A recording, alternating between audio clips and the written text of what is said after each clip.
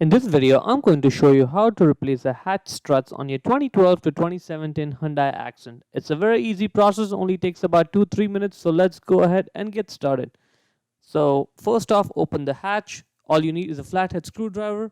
Get the screwdriver in right where it is in the video here.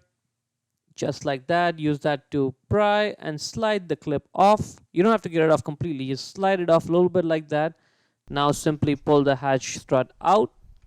And out it comes. Just be careful the moment you get it off, now the hatch won't stay in place. You'll need someone to support the hatch. See that? It won't stay in place with just one strut.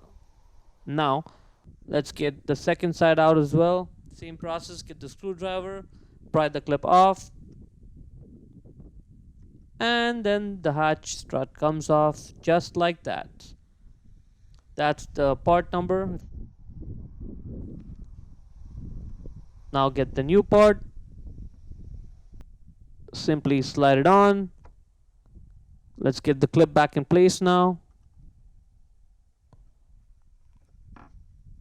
Just be careful that the clip doesn't fly off, so you can put like one finger on it when you're trying to put it back in place. Click. That's good.